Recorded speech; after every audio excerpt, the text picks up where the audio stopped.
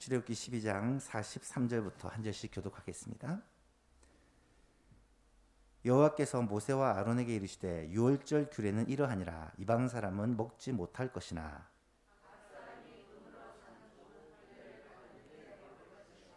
거류인과 타국 품꾼은 먹지 못하리라.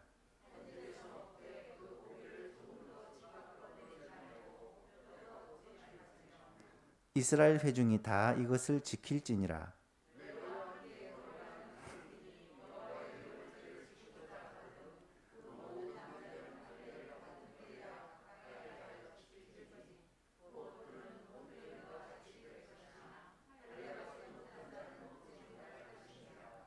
본토인에게나 너희 중에 거류하는 이방인에게 이 법이 동일하니라 하셨으므로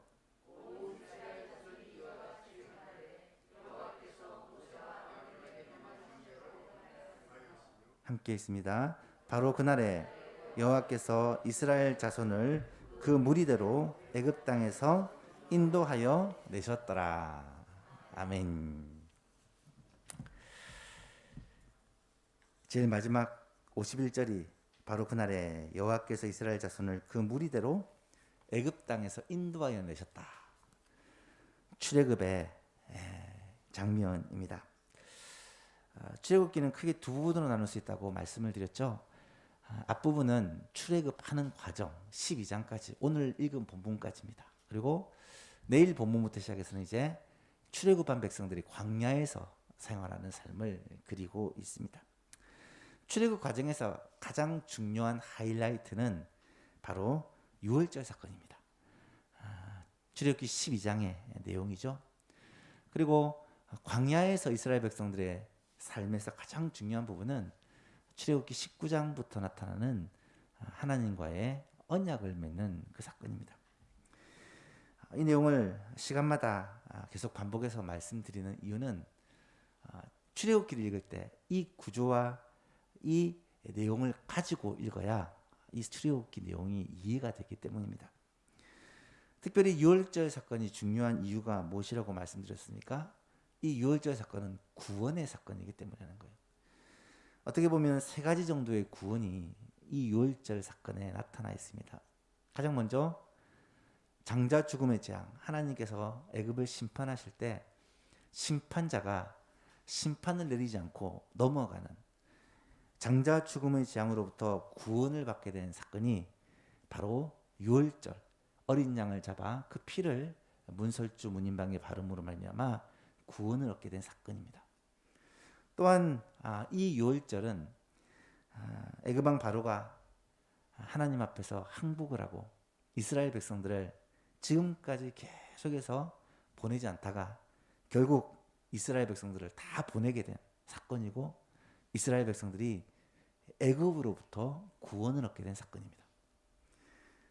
또한 이 사건은 바로 우리가 죄와 사망으로부터 구원받은 사건, 예수 그리스도의 보혈의 공로로 말미암아 예수 그리스도의 구속 사역으로 말미암아 우리가 죄와 사망의 권세에서 구원받게 된 사건을 예표하여 보여준 사건이다. 유월절 어린 양은 곧 예수 그리스도를 상징한다라고 말씀을 드렸습니다. 이 구원의 사건, 유월절 사건으로 말미암아 이스라엘 백성들이 애굽에서 나올 수 있었고, 그래서 하나님은 이때부터 이 유월절을 절기로 정하고 매해 정월 14일이 되면 이 유월절을 지키도록 명령하고 계십니다. 이스라엘 백성들이 애굽에서 나올 때에 거의 쫓겨나다시피 당장 나가라고 애굽 왕 바로가 또 애굽 백성들이 거의 밀어내다시피 하며 나오게 되죠. 그런데 놀라운 것은 그렇게 나오면서도 이웃에게 구하는 것을 다 받게 하셔서 은금 배물과 의복을 많이 받아서 나오게 되었다라고 성경은 기록을 합니다. 애굽에 거한 지 430년 만에 드디어 출애굽을 한 것입니다.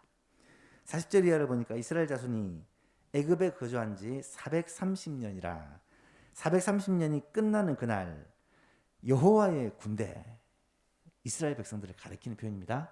여호와의 군대가 다 애굽 땅에서 나왔은즉 이 밤은 그들을 애굽 땅에서 인도하여 내심으로 말미암아 여호와 앞에 지킬 것이니 이는 여호와의 밤이라 이스라엘 자손이 다 대대로 지킬 것이다. 유월절 규례를 대대로 지키도록 명령하고 있죠.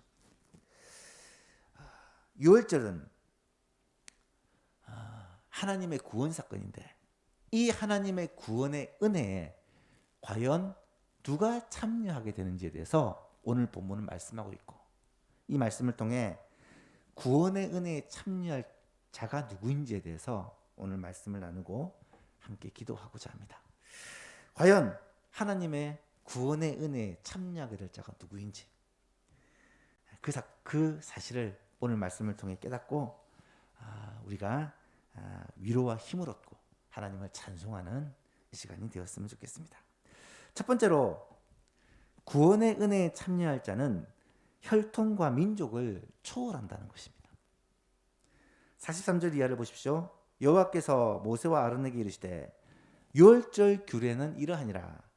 이방 사람은 먹지 못할 것이나 각 사람이 돈으로 산 종은 할례를 받은 후에 먹을 것이며 거류인과 타국 품꾼은 먹지 못하리라. 여러분, 이 말씀을 그대로 읽으면 하나님이 유월절 규례를 정하시면서 인종과 혈통에 제약을 두신 것처럼 보입니다. 지난 시간에도 말씀드렸듯이 이스라엘 백성들이 출애굽을 할 때 그때는 백성은 아니고 이스라엘 자손이라고 말했어요. 왜냐하면 아직 한 민족, 한 백성으로 그렇게 출발했다고 보기는 어렵죠. 그냥 아브라함의 자손들, 야곱의 자손들입니다. 이 이스라엘 자손들을 하나님께서 애굽에서 건져내시는데 이스라엘 자손들만 나온 게 아니었다는 거예요. 그들 가운데는 온갖 잡종들이 섞여 있었다. 38절에 보니까 수많은 잡족들도 이 이스라엘 백성들과 함께 나온 것이다 라고 기록을 하고 있습니다.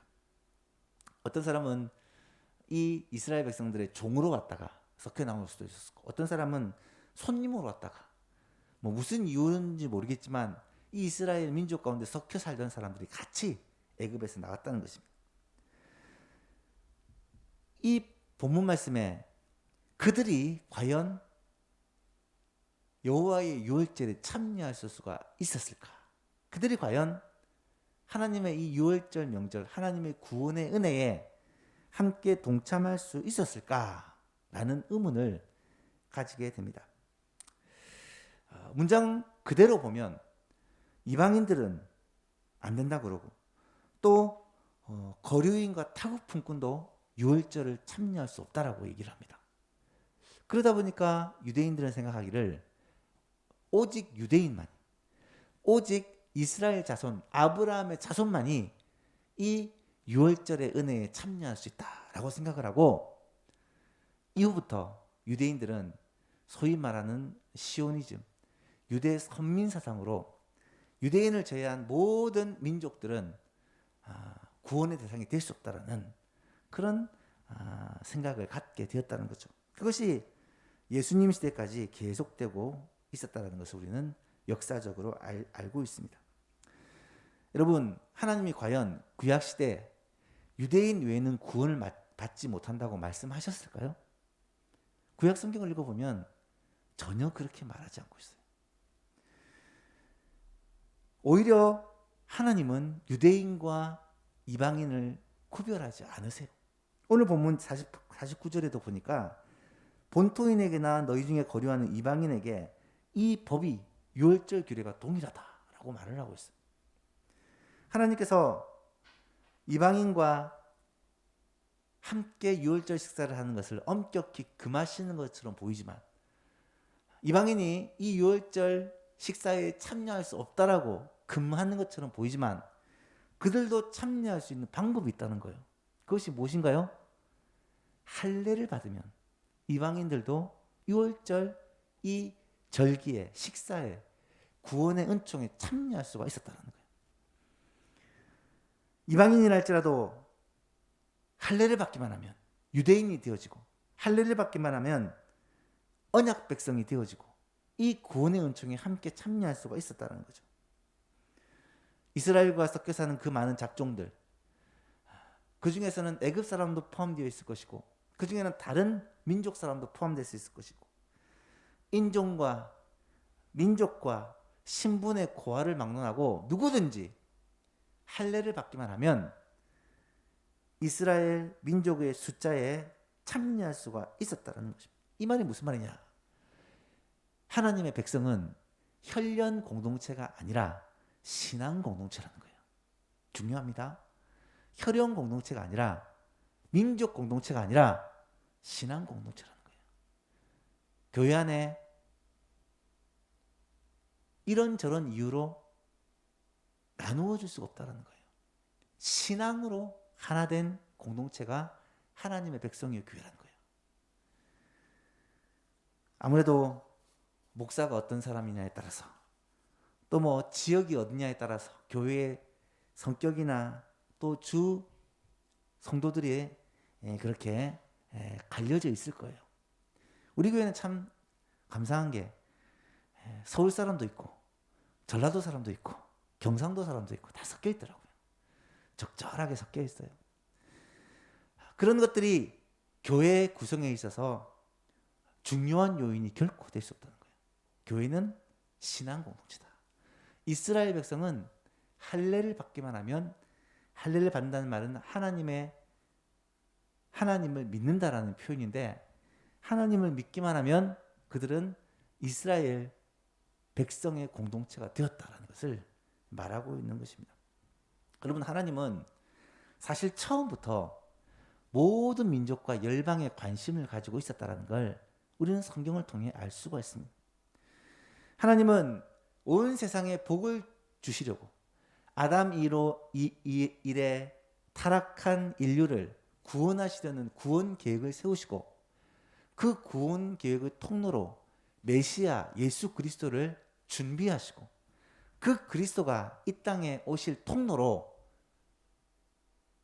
이스라엘 백성들을 세우시고 그들을 그 통로로 사용하신 것뿐이에요.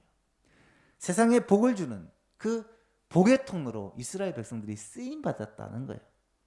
이스라엘 백성들이 특별히 잘해서 뭐 남들보다 나은 게 있어서 그렇게 구원받은 게 아니라 하나님이 선택하셔서 이스라엘 백성들을 통로로 삼아 주신 거예요. 사실 하나님이 이스라엘 백성들을 처음 선택할 때부터 하나님의 관심은 모든 민족에게 있었어요. 아브라함에게 주신 약속 기억하죠?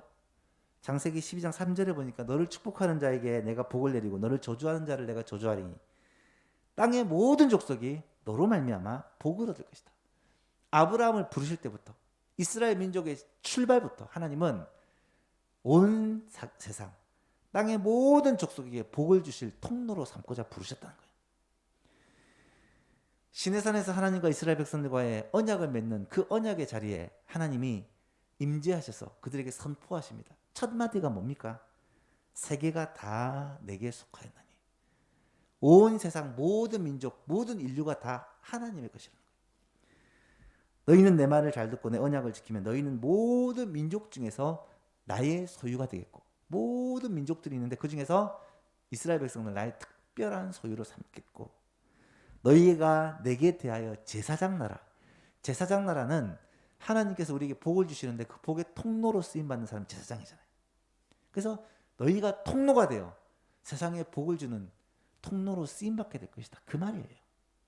하나님은 구약시대부터 결국 모든 인류, 온 세계, 모든 민족에게 관심이 있었고, 그 하나님의 복을 주는 통로로 이스라엘을 선택하셨다는 거예요.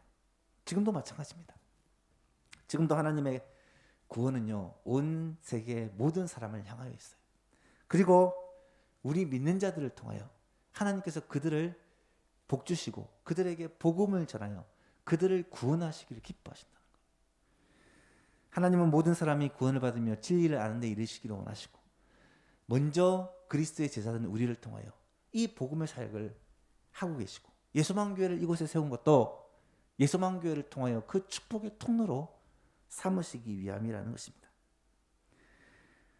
유대인이나 헬라인이나 그 누구든 이 구원의 은혜에는 차별이 없다라는 게 하나님의 분명하신 뜻이고, 그것이 바로 복음의 핵심이라는 거예요. 로마서 1장 16절에서 바울사도가 고백하기를 내가 복음을 부끄러워하지 아니하노니 이 복음은 모든 믿는 자들에게 구원을 주신 하나님의 능력이 됩니다. 첫째는 유대인에게요, 또한 헬라인에게다. 헬라인은 이방인을 말해요. 순서가 유대인으로부터 시작해서 헬라인으로 가는 거지 헬라인이나 유대인이나 차별이 없다는 거예요. 두 번째로 구원의 은혜에 참여할 자는 한 가지 조건인데 마음의 할례를 행해야 된다. 물론 여기에 나온 그 조건은 할례를 받아야 된다는 것인데 오늘 우리에게 적용을 시키면 하나님의 구원의 은혜에 우리가 참여하기 위해서는 마음의 할례를 받아야 된다는 거예요. 44절에 보십시오. 각 사람이 돈으로 산 종은 할례를 받은 후에 먹을 것이며 각 사람이 돈으로 산 종은 이방인들이에요. 이방인들이 이 유월절 예식에 동참하기 위해서는 뭘 해야 된다고요? 할례를 받아야 된다는 거예요. 48절에도 보니까 너희와 함께 거류하는 타국이니 이방인들을 말하죠. 여호와의 유월절을 지키고자 하거든 그 모든 남자는 할례를 받은 후에야 가까이 하여 지킬지니 반드시 할례를 받아야지만 유대 민족 안으로 들어올 수 있고 이 절기를 함께 지킬 수 있고 이 말은 하나님의 구원의 은혜에 동참할 수가 있다는 말이에요. 할례를 받아야지. 다르게 표현하면 비록 이방인일지라도 할례를 받기만 하면 유대인이 되는 거예요. 이방인일지라도 할례를 받기만 하면 하나님의 백성이 되는 것입니다. 이 백성의 울타리 안으로 들어오는 거예요. 다시 말하면 유월절에 참여한다는 말은 그 유월절 어린 양 예수 그리스도를 말미암는 하나님의 은혜에 동참한다는 말이고요. 구원의 은혜에 동참한다는 말이에요. 이방인이라도 할례를 받기만 하면. 여러분 신학시대는 할례가 없어졌어요. 신학시대는 이 할례가 폐지되었습니다.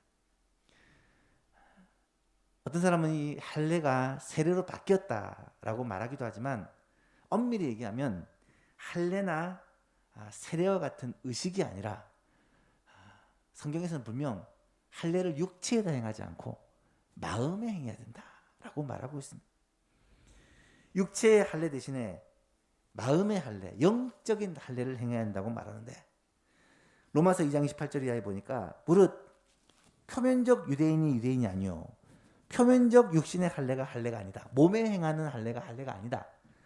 오직 이면적 유대인이 진짜 유대인이고 할례는 마음에 할지니 영에 있고 율법 종류에 있지 아니한 것이다. 그 칭찬이 사람에게서가 아니라 하나님에게다. 이 말은 마음에 행하는 할례, 영적 할례를 받아야 된다는 것을 말씀하고 있는 것입니다. 여러분 마음의 할례, 영적 할례란 과연 무엇을 말하는 것일까요?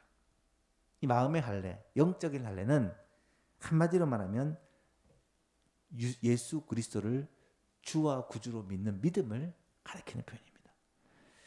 갈라디아서 5장 6절에 보니까 그리스도 예수 안에서는 할례나 무할례나 효력이 없다는 말이 무슨 말인지 알겠죠? 의미가 없다는 말이에요.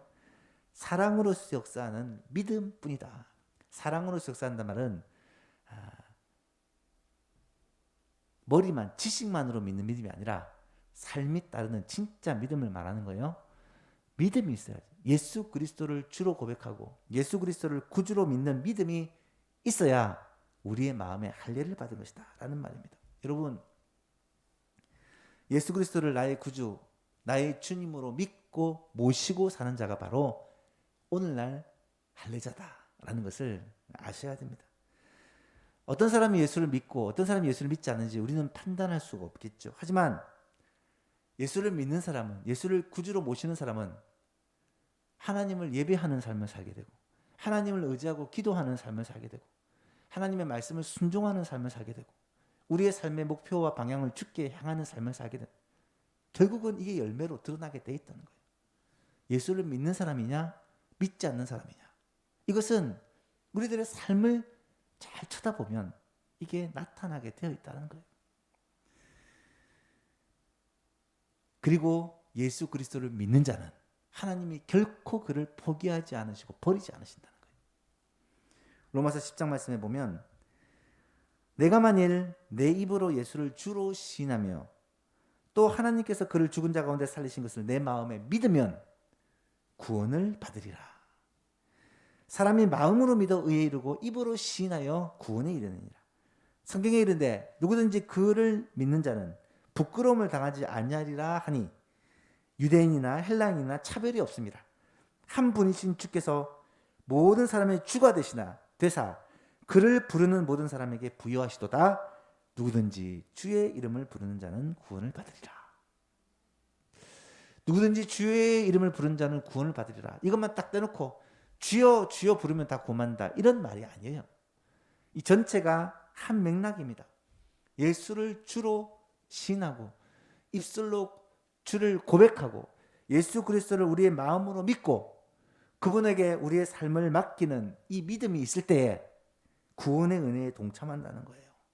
이 믿음을 가리켜 영적인 할례라고 말하는 것이고, 이스라엘 백성들이 하나님의 은혜에 동참하기 위해서는 할례를 받으면, 이방인일지라도 할례를 받으면 이 이스라엘 민족으로 들어오게 된다는 거예요.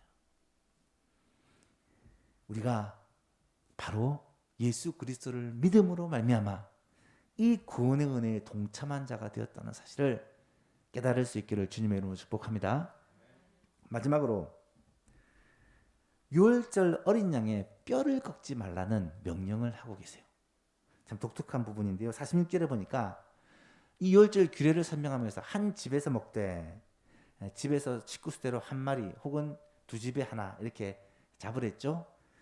그 고기를 조금도 밖으로 내지 말고, 집 밖으로 내지 말고 다 먹으라는 거예요. 뼈도 꺾지 말지며, 갑자기 뼈를 꺾지 말라는 말씀을 하세요. 하나님은 유월절 어린 양을 먹을 때 몇 가지 세부 규칙을 말해줍니다. 반드시 불에 구워서 먹어야 됩니다. 삶아서도 안 되고 불에 구워서 먹어야 되고 모든 부분을 다 불에 구워야 돼요. 아침까지 남기지 말고 먹어야 됩니다. 먹을 때는 허리에 띠를 띠고 지팡이를 잡은 채 급히 먹으라고 말씀합니다. 무교병과 쓴 나물과 아울러 먹으라고 명령하십니다. 집 밖으로 이 음식을 내지 말라고 명령하십니다. 이런 여러 가지 명령이 함께 따르는데 그 중에 가장 눈에 띄는 부분이 뭐냐면 뼈를 꺾지 말라는 거예요. 이 어린 양의 뼈를 꺾지 말라. 여러분 생각해 보세요. 이 어린 양을 잡아서 불에 구워서 먹으려면 이 뼈를 꺾어야 되잖아요. 근데 뼈를 꺾지 말라는 거예요. 왜 뼈를 꺾지 말라고 특별히 명령을 하고 있을까? 그 이유는 이 유월절 어린 양이 장차 우리를 위하여 십자가에서 죽으신 예수 그리스도를 상징하는 것으로 예수 그리스도의 그 죽으심, 그 십자가에서 일어날 일을 미리 예표한 것이다 라고 말할 수 있는 것입니다. 요한복음 19장에 보면 어떤 일이 벌어집니까? 군인들이 이제 예수님과 강도들이 다 죽습니다. 십자가 위에서. 가서 예수와 함께 못 박힌 첫째 사람과 또 그 다른 사람의 다리를 꺾고, 가서 보니까 이제 숨이 간당간당 하는 거예요. 근데 이제 유월절이 다가오기 때문에, 그 안식일이 다가오기 때문에 빨리 시체를 거두어야 돼서 이제 간당간당 하는 사람을 죽이기 위해 다리를 꺾어버립니다. 그런데 예수님께 이르러서는 이미 죽으신 것을 보고 다리를 꺾지 아니했다 라고 기록합니다.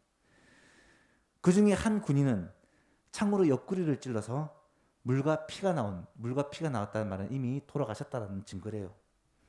이를 본 자가 증언하기를 뭐라고 하냐면, 그가 자기의 말하는 것이 참인 줄 알고 너희로 믿게 하려 합니다. 지금 예수님을 가리키는 거예요. 십자가에서 죽으신 그가 자기가 말한 것이 참인 줄 알고 우리로 하여금 믿게 하려고 하신 것이다. 이 일이 일어난 것은 그 뼈가 하나도 꺾이지 아니하리라 한 성경을 응하게 하려 하십니다. 예수님의 전 생애가 성경을 이루시는 생이었는데 심지어 십자가에서 죽은 후에까지도 성경에서 예언한 예수님에 대한 예언을 그대로 이루셨다는 거예요. 유월절 어린 양이 예수님의 예표였고요. 뼈가 꺾이지 않는다는 것은 민수기에도 예언이 되어 있고 시편에도 예언이 되어 있어요. 그렇다면 왜 예수님은 그 시체가 뼈가 꺾지 않도록 하나님께서 하셨을까? 일반적으로 시체를 이 뼈를 꺾어서 그렇게 장례하는 게 일반적인 경우래요. 근데 예수님은 왜 뼈를 꺾지 않았을까? 사흘 후면 부활하실 것이라서, 그래서 시체를 보존하시기 위해서 그렇게 하신 것일까? 궁금하잖아요. 성경에 나타나는 것은 성경으로 푸는 게 제일 좋은 방법입니다. 그래서 시편 34편에 나타나는 이 예언의 말씀을 좀 살펴보면요. 시편 34편 19절에 의인은 고난이 많으나 여호와께서는 그의 모든 고난에서 건지시는도다. 그의 모든 뼈를 보호하시며 그 중에 하나도 꺾이지 아니하도다. 의인이 하나님의 보호하심으로 뼈가 꺾이지 않는다고 얘기를 해요.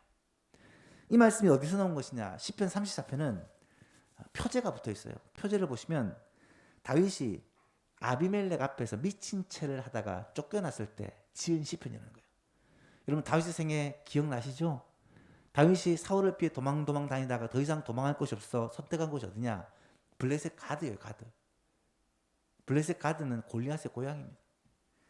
그곳에서 적들과 동침을 하면서 이 사울 왕의 칼을 피하는 거예요. 그런데 그만 들키고 맙니다. 결국 아비멜렉 앞에, 가드 왕 앞에까지 끌려가는 거예요. 이제 다윗은 딱 붙잡혀 죽을 수밖에 없는 상황이에요. 그때 다윗이 한 행동이 뭐냐? 미친 사람 흉내를 낸 거예요. 침을 흘리며 수염에 어그적거리고 미친 사람 광인의 흉내를 낸 것입니다. 그래서 아비멜렉이 미친 사람 쫓아내라고 해서 쫓아내버려요. 그래서 풀려나게 됩니다.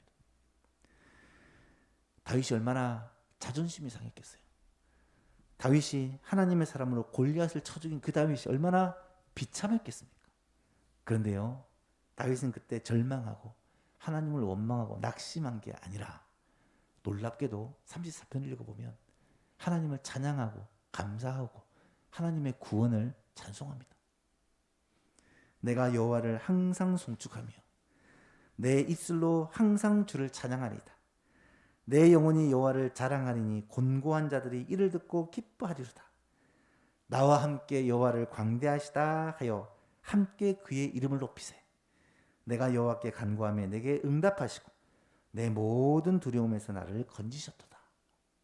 하나님, 구원의 하나님을 찬양하는 시가 계속해서 이어집니다. 그리고 이 시 하이라이트 부분이 어디냐? 17절 이하의 말씀이요. 17절 이하를 보면 의인이 부르짖음에 여호와께서 들으시고 그들의 모든 환난에서 건지셨도다. 여호와는 마음이 상한 자를 가까이 하시고 중심으로 통회하는 자를 구원하시는도다. 의인은 고난이 많으나 여호와께서 그의 모든 고난에서 건지시는도다. 그의 모든 뼈를 보호하시며 그 중에서 하나도 꺾이지 아니하리로다. 여러분 이 문맥을 이해하시겠죠? 하나님께서 의인의 부르짖음을 들으시고 응답하시며 모든 환난 가운데서 의인을 건지신다는 거예요. 의인은 하나님을 경외하는 자, 하나님을 의지하는 자를 말해요. 의인이 비록 고난을 당할지라도 그 가운데 지키시고 보호하시고 회복시키시는 은혜가 있다는 것을 뼈를 꺾지 않는다는 것으로 표현하고 있어요. 예수님이 그랬잖아요. 예수님께서는 완전한 의인이셨습니다. 죄가 없는 분이세요. 그는 우리의 죄를 대신해서 십자가에서 죽으신 것입니다. 십자가에서 그 수많은 고통을 당하시고 결국 자신의 생명까지 내주셔야 하지만 육체의 죽음을 당하는 그 순간에도 하나님께서는 시체의 뼈를 꺾지 않게 하심으로 말미암아 하나님께서 그 영혼을 지키시고 계시다는 것을 보여주신 거예요. 예수 그리스도의 그 육체적 죽음, 십자가에서 죽음에도 불구하고 하나님이 예수님을 붙들고 계시다는 것을 증명해 보여준 거예요. 사탄이 예수님의 발꿈치를 상하게 했지만 예수 그리스도는 사단의 머리를 상하게 하시고 승리하신 분이라는 것을 증명해 보여주신 사건이 바로 십자가 사건이라는 거예요. 여러분, 하나님의 지키심과 보호하심은 죽음의 순간까지 함께하는 거예요. 이것은 분명 오늘 우리 성도들에게 베풀어 주신 하나님의 은혜를 보여주시는 거예요.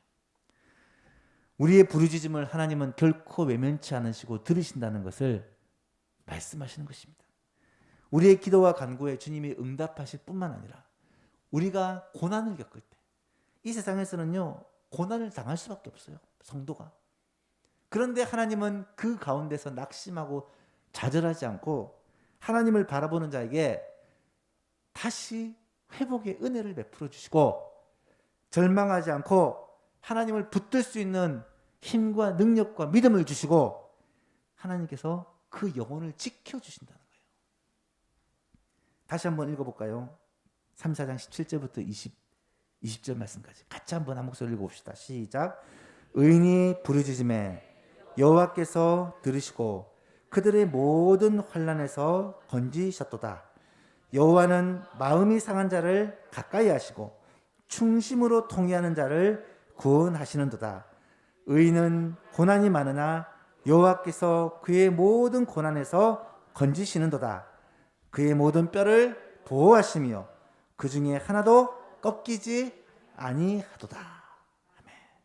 여러분, 이것이 고난 가운데 우리를 붙들으시는 하나님의 은혜를 말하는 것이고요, 우리가 하나님의 약속을 의지하고 믿음으로 살 수 있는 원동력이 되는 것입니다. 이런 은혜가 우리 예수만 가족 여러분에게도 함께하기를 주님의 이름으로 축복합니다. 말씀을 맺습니다. 오늘 우리는 6월절 이 사건을 마무리하면서 구원의 은혜에 참여하는 자가 누구인가에 대해서 살펴보았습니다. 가장 먼저 유대인이나 헬라인이나 인종과 혈통과 민족에 상관없이 하나님의 은혜에 이 문은 열려 있다는 거예요. 두 번째는 구원의 은혜에 참여한 자에게 필요한 한 가지가 있는데, 그거는 할례를 받는 것이다. 이 할례를 오늘 우리에게 적용하면 예수 그리스도를 믿음으로 말미암아 마음의 할례를 받아야 된다. 그리스도를 주로 믿는 자, 예수 그리스도를 구주로 믿는 자에게는 바로 이 구원의 은혜에 동참하는 은혜가 복이 주어진다. 마지막으로 구원받은 하나님의 백성에게 특별한 하나님의 은혜가 있는데, 그게 뭐냐? 뼈를 꺾지 않는 은혜. 이 말은 고난과 어려움 가운데 하나님의 보호하심과 하나님의 지켜주심이 있다는 사실을 말씀하시는 것입니다. 오늘도 이 밤에 기도할 때 고난과 어려움이 있고 힘든 일이 있을지라도 하나님께서 자기 백성을 돌보시고 함께 하신다는 사실을 믿고 큰 힘과 용기를 얻는 이 밤이 될 수 있기를 주님의 이름으로 축복합니다.